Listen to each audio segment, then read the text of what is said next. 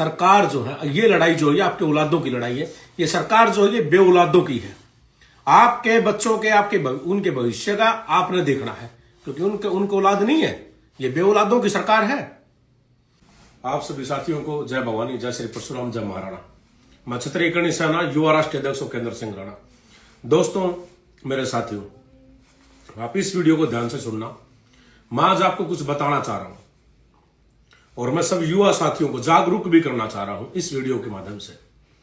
देखिए मेरे भाइयों, ये जो अभी एक्ट आया था यूजीसी, ये कोई एक्ट इनको भी पता है ये क्या है क्या नहीं है, सब सारे पूरे देश को पता है।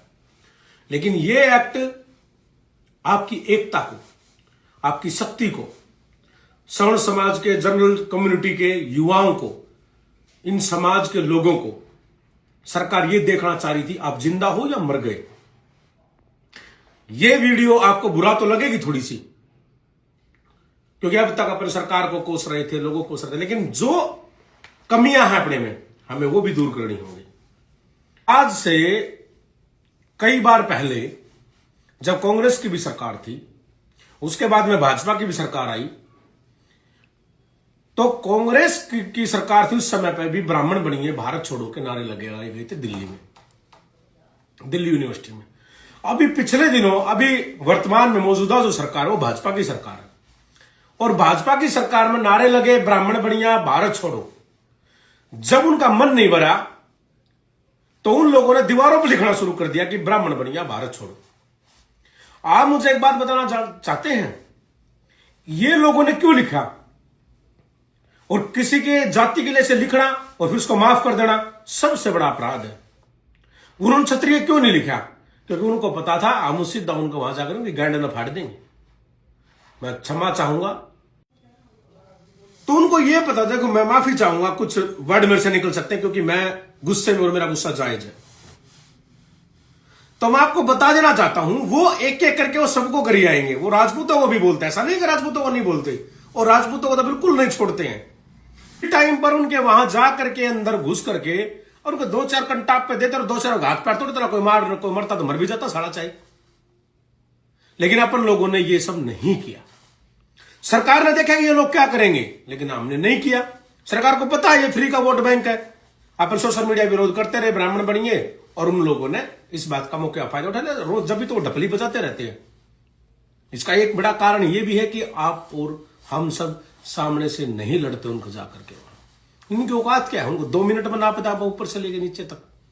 लेकिन अपन जमीन स्तर पे कार्रवाई नहीं करते, अपन सरकार के भरोसे बैठे।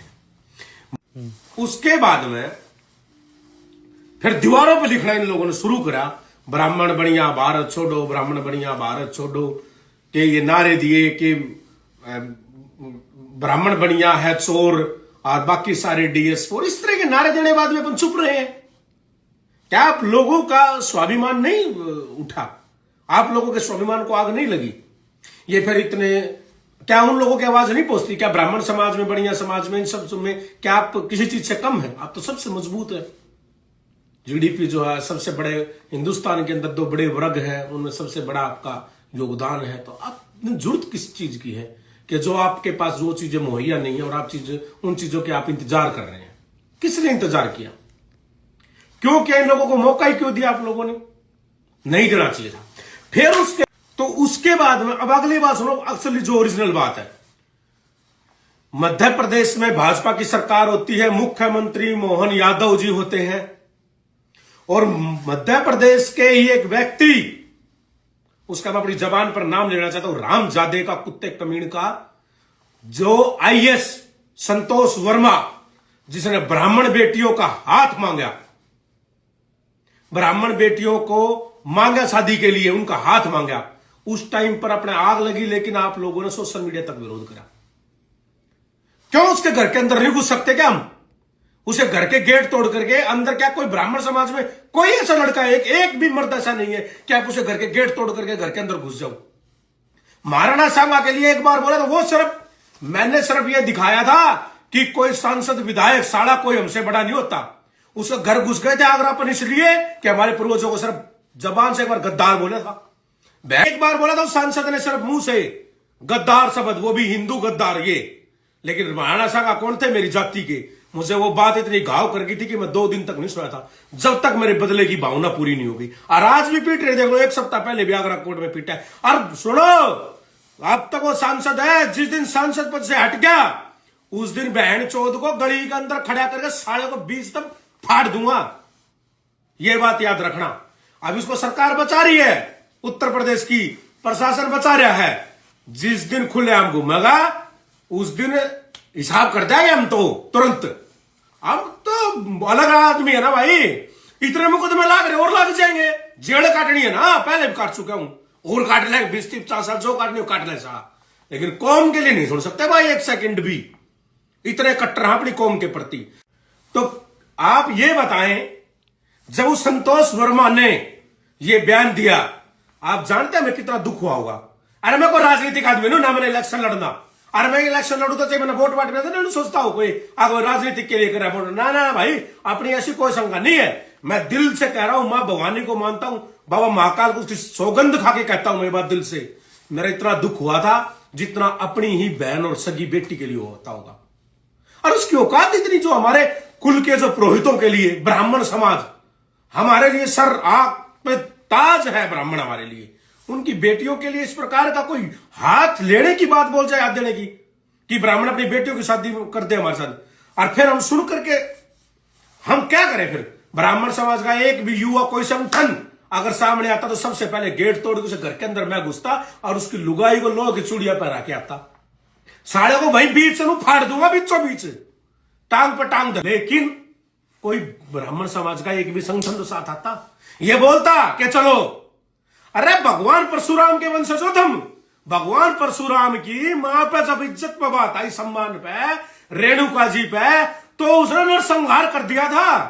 तब उनकी औलाद हो और अपनी तो बेटी ने गाली दी है, अपनी बेटी के हाथ मांगे, फिर चुप बैठे हो। ये यूजीसी पुजीसी तो देखा दे सरकार है, तुम क्या करोगे?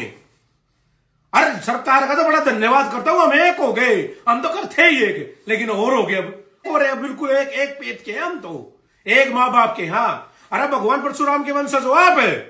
भगवान परशुराम ने अपनी मां के सम्मान के लिए, स्वाभिमान के लिए धरती पर नरसंहार कर दिया था।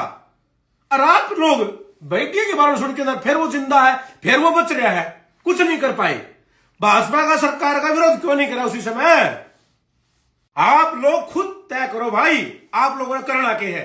एक दिन भी ब्राह्मण समाज का कोई संगठन आकर के ये कह देगा कि वो के अंदर राणा भाई हम तैयार हैं उससे लड़ने के लिए, सबसे पहला मेरी छाती पे गोली लगेगी भाई। मैं उसका घर का गेट तोड़ के भीतर घुस जाऊंगा और साढ़े का घर का आग लगा दूंगा मैं।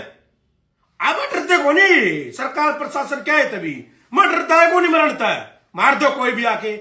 लेकिन सच्चाई जब तक कहूंगा जी, हमारी समाज जब बात आओगी, हमारी जात में बात आओगी, हमारे पुरोहितों पे, ब्राह्मणों पे, हमारे मान सम्मान पर, धर्म पर, राष्ट्र पर बात आओगी, अब खुले दाड़ांगे, हमारा दर्द है भाई इस बात का। लेकिन आप ये देखो कि आप लोग क्यों नहीं बोले, और सवर्ण समाज के राजपूत या ब्राह्मण जितने विधायक सांसद हैं उन्होंने ये क्यों नहीं बोला? मध्य प्रदेश के सीएम को, मोहन यादव को, अरे तेरे प्रदेश में बैठे यार बहन बेटियों का हाथ मांग रहा है, तू इसके गिरफ्तारी क्यों नहीं करवाता? क्या तुमने ये बयान दिलवाया क्या? इसका मतलब तो सरकार मिली हुई है इन दोष वर्मा देश की चादर को नहीं, वर्मा को कोई वो ना है, ठीक है, आके में होगा तो मानते भी ना, किम में हो चाहिए, एक आईएएस है मात्र बस, हम किम में नहीं मानते। बात हमारी बहन बेटिया आईएएस हो, पाईएएस हो, सीएम हो, पीएम हो, किम में हम की माना, हमारा मांगा बैंगन हम के नहीं मानते। हम तो साढ़े ना फाड़ के ना और खा जावांगे मांस ना, लाश भी कौन देवा हम तो, मैं तो इतना कट्टर आदमी हूं। लेकिन आप लोगों ने भाई या पहल कर लेते तो ये यूजीसी जैसे एक्ट नहीं आते। अगर आप एक होके ना गाइड में लाठी ले ना तो एक भी कौन बोला। ये जितने बोले ना ब्राह्मण बनिया फलाना दिखड़ा बाहर छोड़ो, जिप पे दिल्ली चलांगे इनकी बार, और इनकी गाइड ना पाड़ा उड़े बढ़ के उसमें यूनिवर्सिटी के भीतर बैठ के लोड़ा उड़े बैठ चौदह न मारांगे न गिर गिर के, ये अपना आप ठीक हो जाएंगे। यो ये करना है, बाकी जंतर मंत्र अब ना चाहिए भाई, भीतर बड़ो बैठ चौदह के सीधे और करो कार्रवाई, जिब्बे नटाया सौदा ना नुए काली खाई जाओगे।